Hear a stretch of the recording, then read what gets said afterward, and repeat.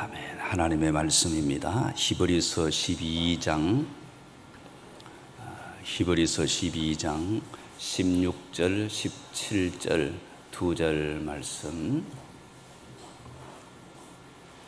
한 절씩 교도하시겠습니다. 음행하는 자와 혹 한 그릇 음식을 위하여 장자의 명분을 판 에서와 같이 망령된 자가 없도록 살피라. 너희가 아는 바와 같이 그가 그 후에 축복을 이어받으려고 눈물을 흘리며 구하되 버림바가 되어 회개할 기회를 얻지 못하였느니라. 아멘.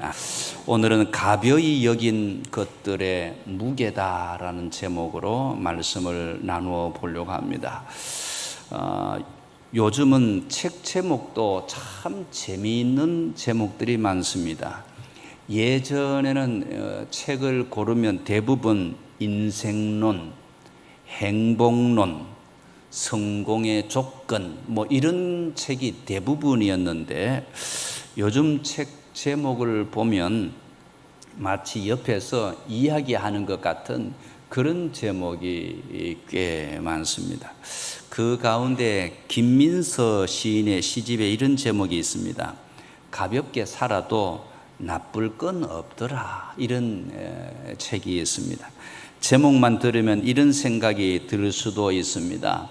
아니, 세상을 대충 살아도 된다라는 그런 이야기일까? 이렇게 여겨지잖아요. 그런데 그런 뜻이 아닙니다.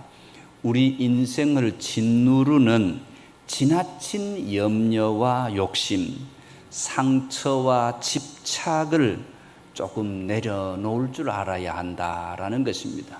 사람이 머리가 아픈 이유들은요, 집착이 강해서 그렇다라고 보고 있는 것입니다. 그런 것들을 좀 내려놓고 살아보면 어떨까 하는 그런 의미를 담고 있는 책입니다. 생각해 보면 그렇습니다. 인생에는 정말로 가볍게 내려놓아야 할 것들이 있습니다. 걱정은 좀 가볍게 내려놓아도 됩니다.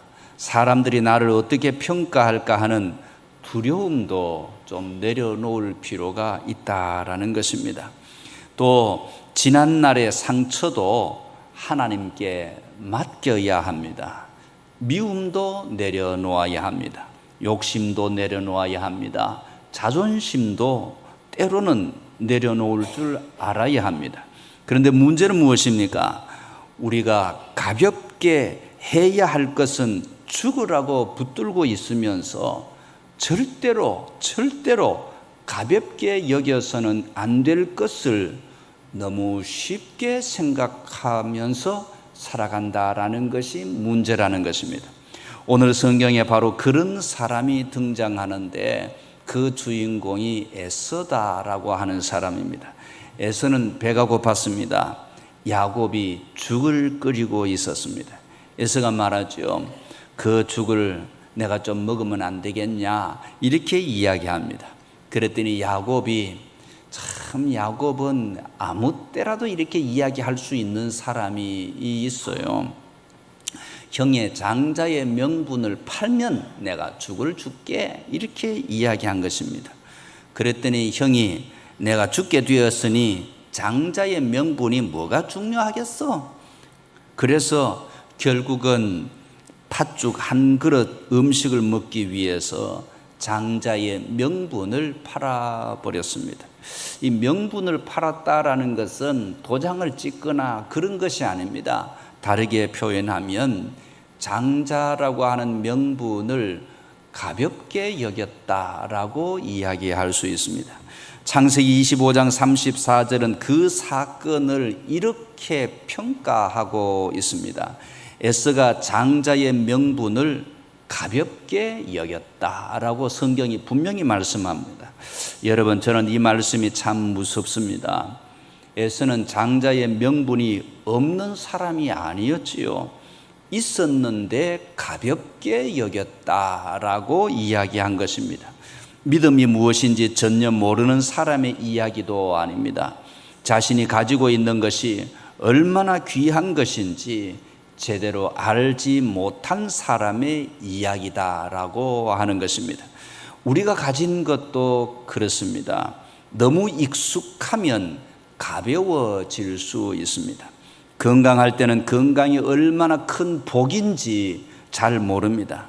가족이 늘 곁에 있을 때는 가족의 소중함을 잘 모릅니다. 늘 예배를 드리다 보면 예배가 얼마나 엄청난 특권인지를 잘 모른다라는 것입니다. 교회가 가까이 있으니까 교회의 귀함을 잘 모른다라는 것입니다. 성경책이 집집마다 다 있으니까 말씀의 귀함이 무엇인지를 잘 모른다라는 것입니다. 그리고 직분을 오래 가지고 있으면 처음에는 떨리는 마음으로 받았던 집사와 권사, 장로라는 이름마저 어느 순간에 너무 흔하게 느껴질 수도 있다라고 볼 수 있습니다. 나라의 자유도 그렇습니다. 원래는 이 광복절이 이번 주간이 되는데요, 우리 대한민국이라는 나라에서 자유롭게 사는 것이 얼마나 귀중한 축복인지 그냥 사는 사람들은 그게 무엇인지를 잘 모른다라는 것입니다.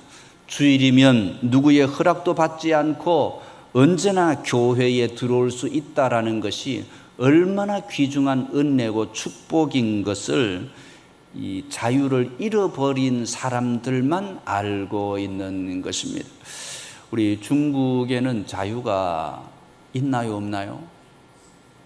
중국에도 다 할 수 있잖아요. 그런데 예배는 다 할 수 없습니다.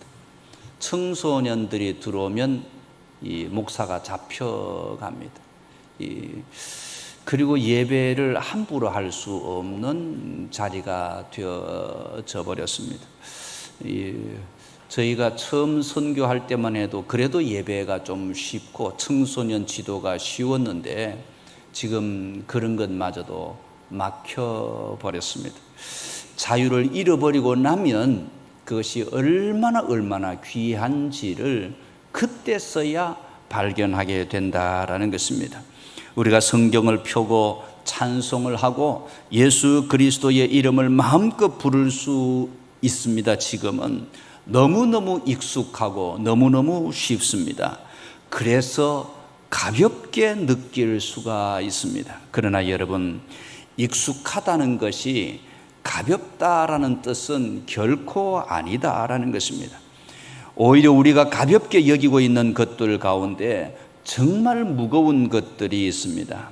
오늘 설교 제목입니다. 가벼이 여긴 것들의 무게다라는 제목으로 오늘 말씀을 나누어 보려고 합니다. 첫 번째, 가벼이 여긴 말에는 무게가 있다라는 것입니다. 사람의 말에는 무게가 있습니다. 에서는 야곱과 약속을 했죠. 야곱이 말합니다. 장자의 명분을 내게 파세요라고 합니다. 에서가 대답합니다. 그것도 그냥 말한 것이 아니라 맹세까지 합니다. 그런데 아마 에서의 마음에는 이런 생각이 있었을 것입니다. 야곱아, 네가 아무리 그래도 네가 어떻게 장자겠냐? 장자는 나지. 내가 너한테 다 주었다고 해서 장자가 어디 가겠냐? 아버지는 지금도 나를 사랑하신다. 이렇게 생각을 했을 수도 있습니다. 내가 장남인데 팥죽 한 그릇 먹었다고 뭐 장자권이 그냥 진짜로 가겠냐? 말이지, 우스겠지. 그렇게 생각할 수도 있습니다. 그래서 에서는 말을 가볍게 여겼다라는 것입니다. 약속을 가볍게 여겼다라는 것입니다.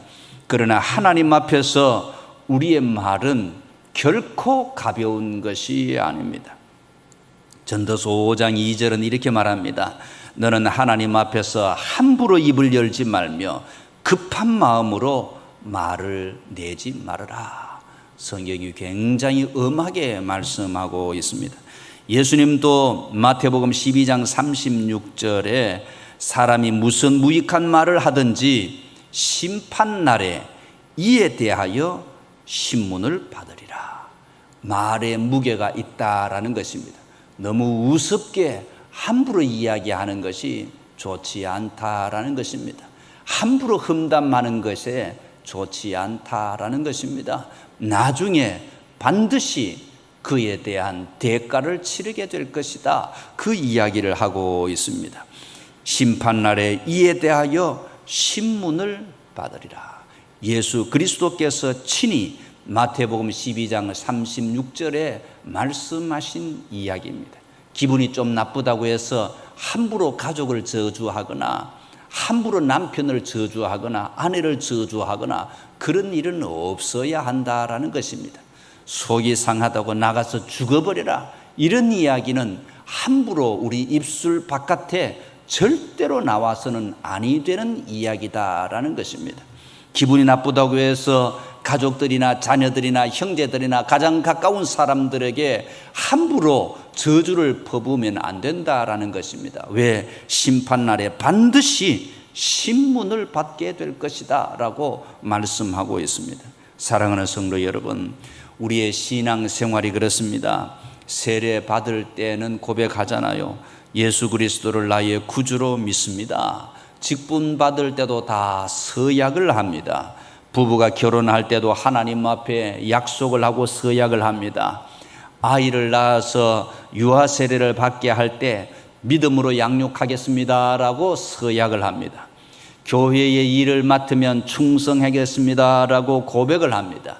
그런데 시간이 지나면서 그 고백이 점점 가벼워져 버린다라는 것입니다. 처음에는 뜨거운데 주님 충성하겠습니다. 교회를 섬기겠습니다. 어떤 일이 있어도 예배를 지키겠습니다 라고 하는데 시간이 좀 지나면 이런 말이 나옵니다. 한 번쯤은 다른 사람들도 다 그런데 내가 아니어도 누군가는 해주겠지. 꼭 그렇게 예배를 드려야 하나? 새벽 기도를 그렇게 꼭 가야 되나? 그렇게 이야기할 수 있습니다.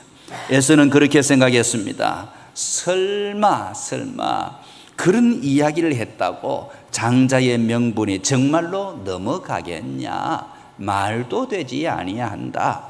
그러나 하나님 앞에서는 넘어가 버린 것입니다.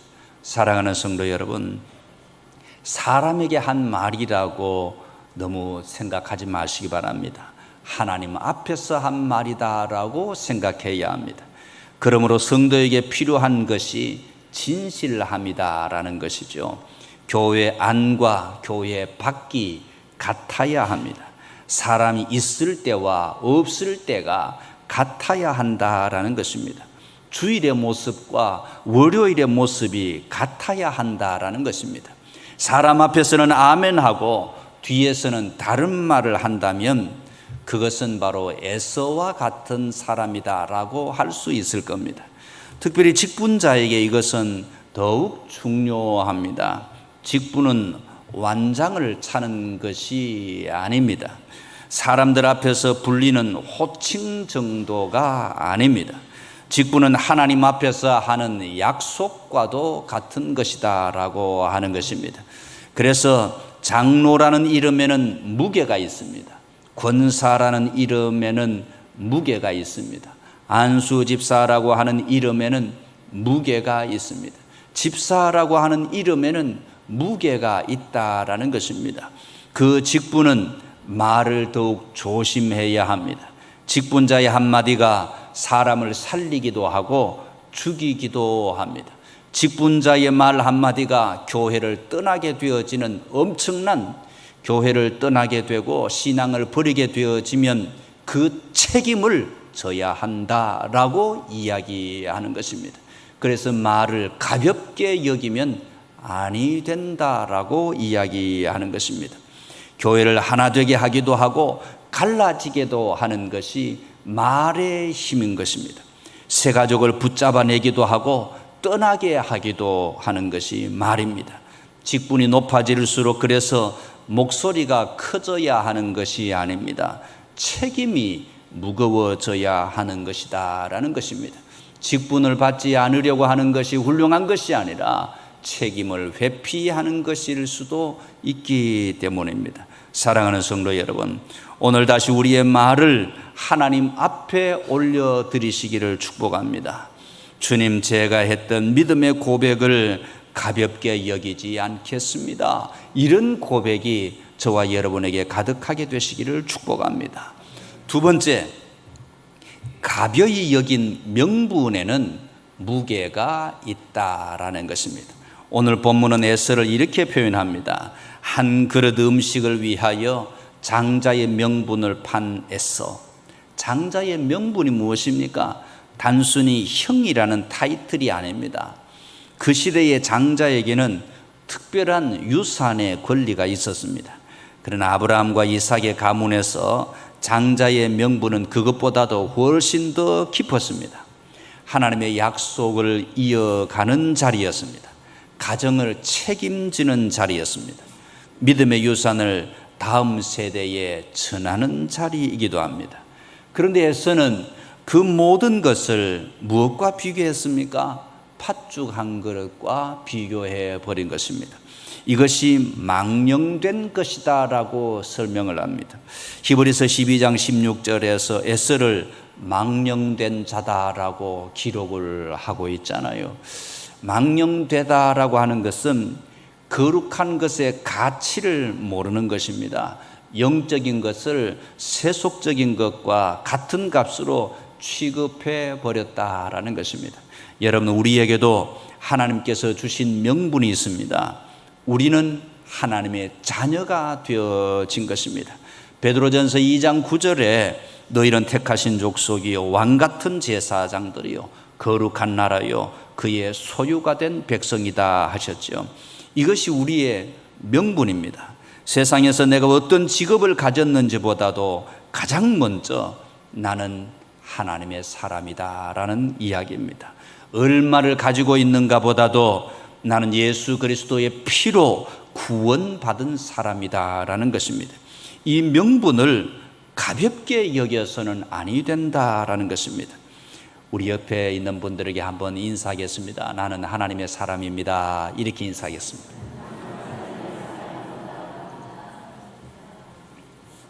한 번만 더 하겠습니다. 당신이 하나님의 사람입니다. 인사하겠습니다.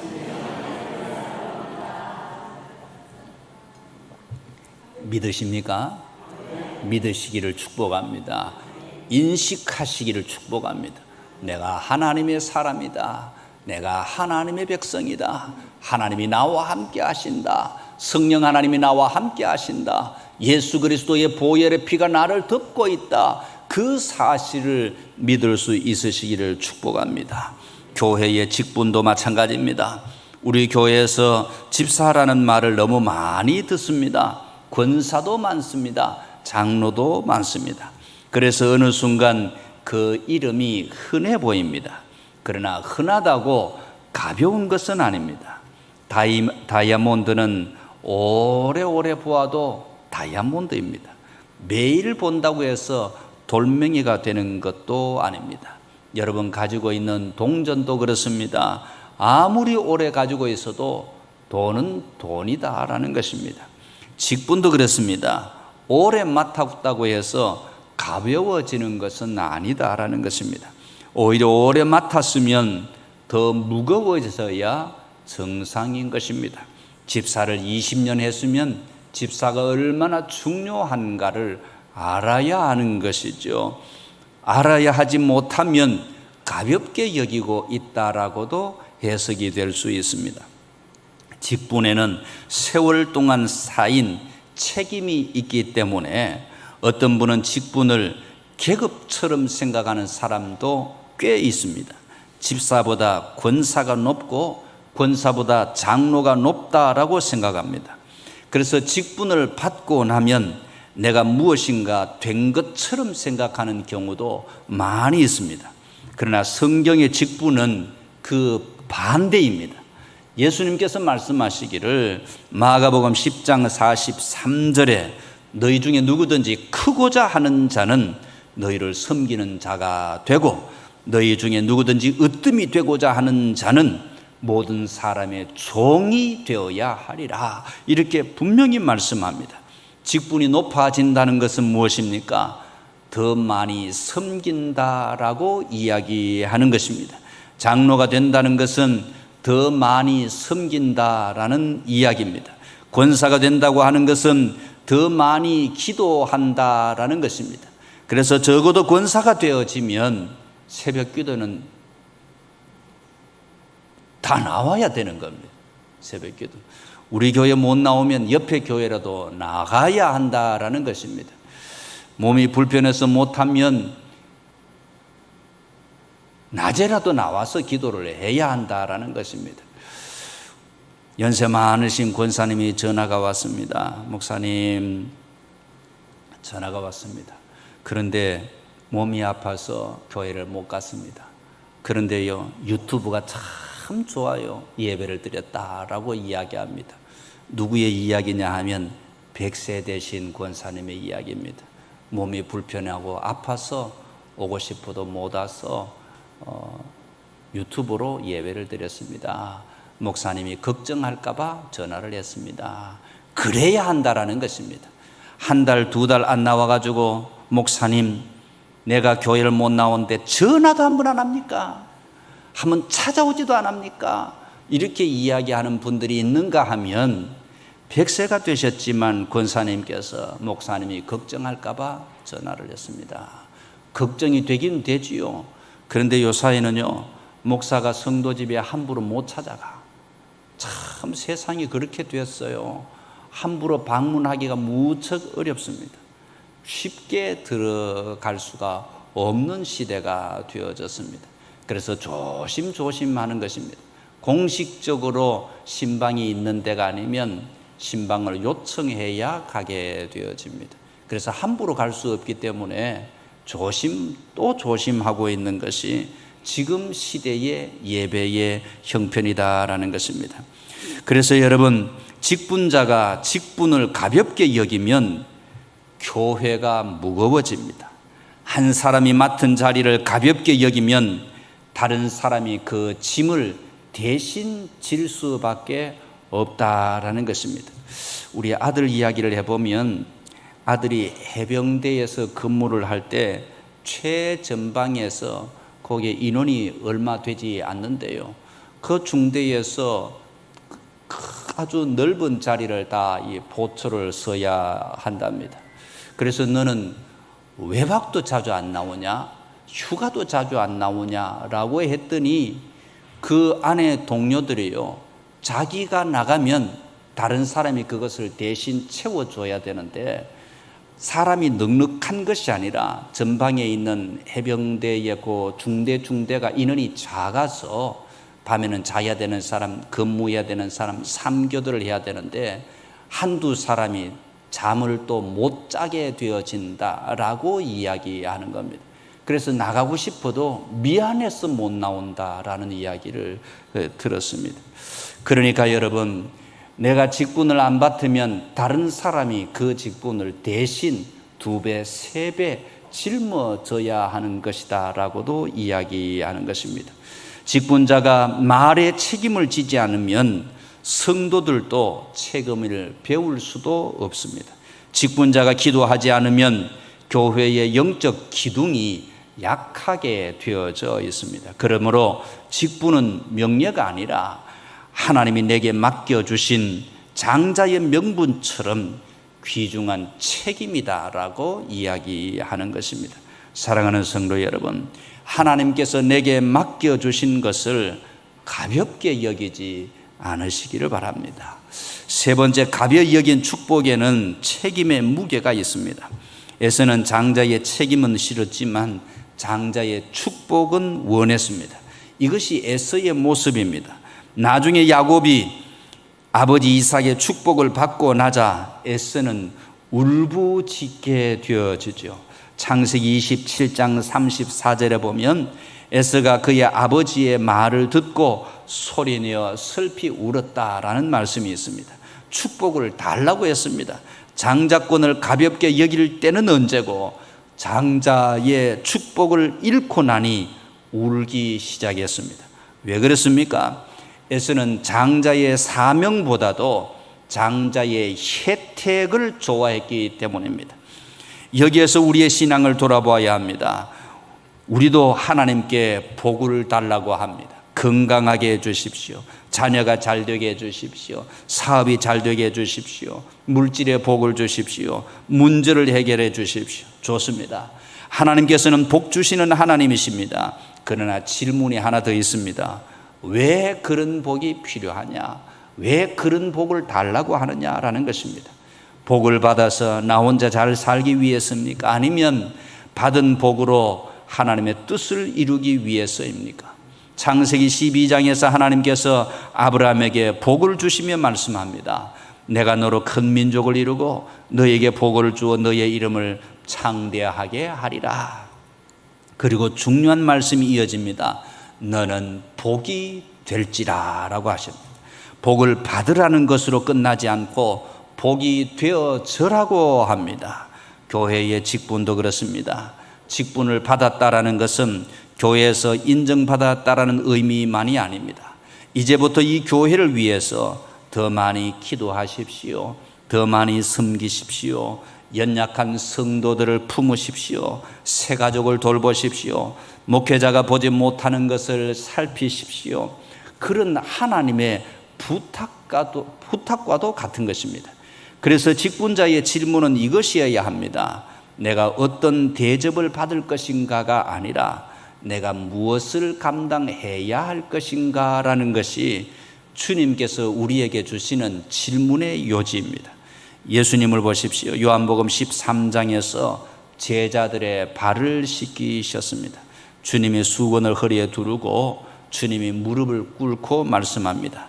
내가 주와 또는 선생이 되어서 너희 발을 씻었으니 너희도 서로 발을 씻어주는 것이 좋겠다라고 이야기합니다. 이것이 교회의 질서입니다. 세상에서는 높은 사람이 대접을 받습니다. 그러나 교회에서는 높은 사람이 더 낮아져야 합니다. 오래 믿은 사람이 더 참아야 합니다. 직분자가 더 양보해야 합니다. 믿음이 좋은 사람이 먼저 손을 내밀어야 합니다. 왜 그렇습니까? 받은 은혜가 크기 때문에 그렇습니다. 축복의 크기는 통장의 숫자로 측정되어지는 것이 아닙니다. 하나님께서 내게 얼마나 많은 사람을 맡기셨는가, 얼마나 많은 일을 맡기셨는가, 얼마나 많은 기도의 제목을 맡기셨는가, 이것도 복이다라는 것입니다. 직분이 올라가면 성도들의 기도의 제목이 많이 생각이 나야 하고 그 생각이 생각으로만 있지 않고 무릎과 연결되어져야 그게 직분자다라고 할 수 있습니다. 그래서 직분이 올라갈수록 기도의 시간이 많아져야 그래야 참된 직분자로 세워지는 것이다라고 하는 것입니다. 여러분, 받은 복을 가볍게 여기지 마십시오. 복에는 책임이 있습니다. 은혜에는 사명이 있는 것입니다. 네 번째, 가벼이 여긴 자유에는 역사의 무게가 있습니다. 이번 주일은 광복절을 앞두고 드리는 감사주일입니다. 광복이라는 말은 참 아름다운 이야기이기도 합니다. 빛광자 회복할 복자, 빛을 되찾았다라는 이야기입니다. 잃었던 나라의 주권을 다시 찾았다라는 뜻입니다. 그런데 우리가 광복절을 맞을 때 조심할 것이 있습니다. 단지 태극기를 달고 대한독립 만세를 외쳤던 옛날을 기억하는 것만 가지면 안 된다라는 것입니다. 오늘 우리가 누리는 자유의 무게를 생각할 수 있어야 한다라는 것입니다. 우리가 현재 가지고 있는 자유가 얼마나 귀중한 것인지, 그리고 피 흘림이 없이는 지켜낼 수 없는 것이 또한 자유의 무게이기도 하다라는 것입니다. 문 앞에 경찰이 서서 왜 교회에 들어가느냐라고 하는 자리가 있다면 얼마나 기가 막힌 것입니까? 성경을 가지고 다녀도 아무도 잡아가지 않고, 찬송을 아무 때나 불러도 괜찮고, 새벽에도 낮에도 전도할 수 있는 시대가 얼마나 귀중한 자리인지 모릅니다.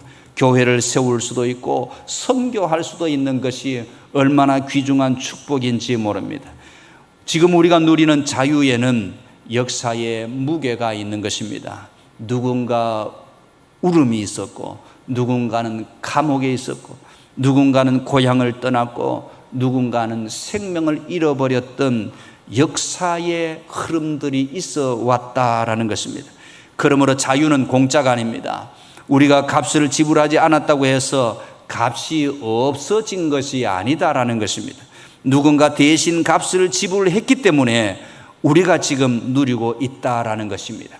여기에서 복음과도 연결됩니다. 우리의 구원도 그렇습니다. 값없이 구원받았습니다. 로마서 3장 24절에 그리스도 예수 안에 있는 속량으로 말미암아 하나님의 은혜로 값없이 의롭다 하심을 얻은 자 되었다라고 합니다.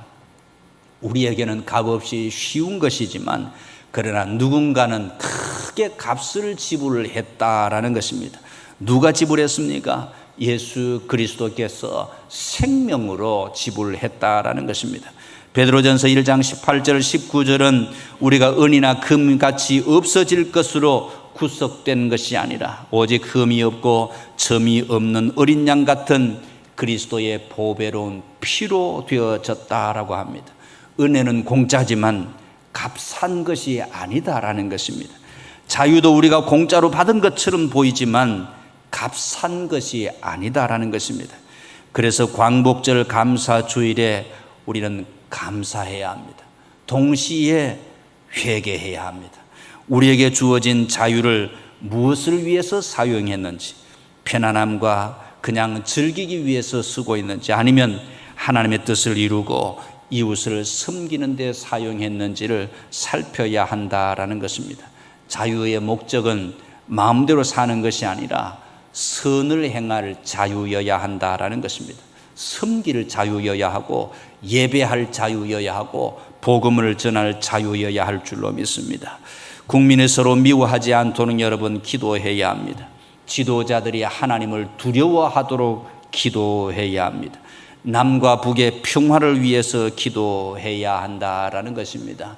아무도 교회를 함부로 대하지 못하도록 하나님이 불꽃 같은 눈동자로 보고 계시다라는 것을 보여주어야 한다라는 것입니다. 그래서 오늘날 교회 안에 복음의 능력이 넘쳐 흘러야 합니다. 이적과 기적이 불일 듯이 일어나야 하고 기도할 때마다 응답의 역사가 펼쳐져야 하는 것입니다. 자유에는 역사의 무게가 있습니다. 그리고 그 자유를 다음 세대에 믿음과 함께 물려주어야 할 줄로 믿습니다. 다섯 번째, 가벼이 여긴 오늘에는 영원의 무게가 있습니다. 17절을 보면 그가 그 후에 축복을 이어받으려고 눈물을 흘리며 구하되 버림바가 되어 회개할 기회를 얻지 못하였다라고 이야기합니다.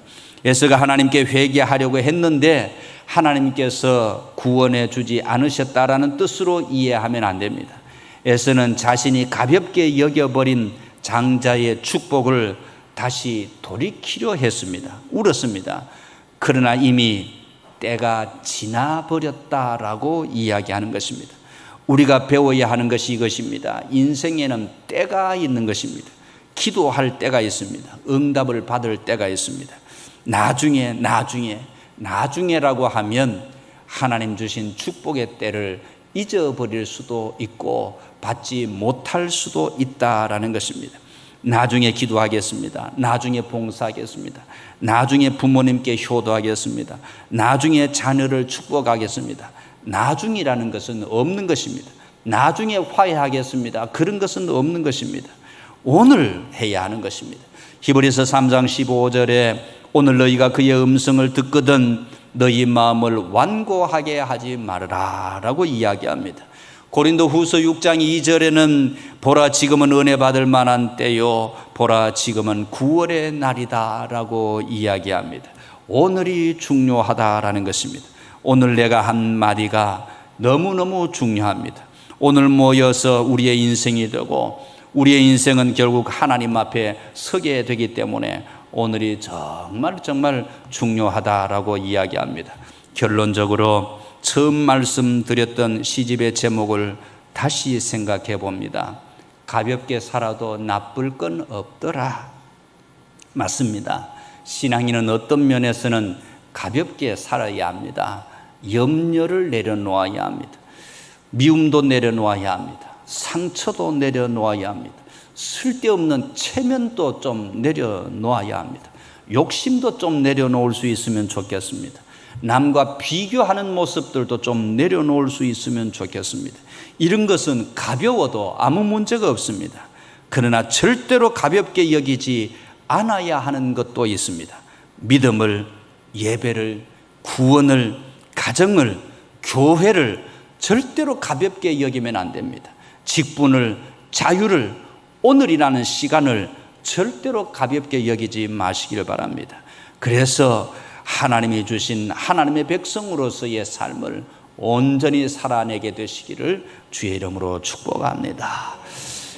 기도하겠습니다. 거룩하신 하나님, 하루를 살아가면서 너무 쉽게 여겼던 많은 모습들을 주님 앞에 올려놓습니다. 이제는 하나님의 말씀 앞에 든든히 서서 하나님의 백성으로 살아가기를 소원합니다. 하나님이 가장 중요하게 여기는 것들을 깊게 생각하고 개인적으로 생각하는 것들을 가벼이 떨쳐버리는 저희들로 살아가겠습니다. 그런 주의 백성들에게 놀라운 은혜와 능력과 복을 더하여 주시옵소서. 기대하며 소망하며 예수님의 이름으로 기도하옵나이다. 아멘, 아멘.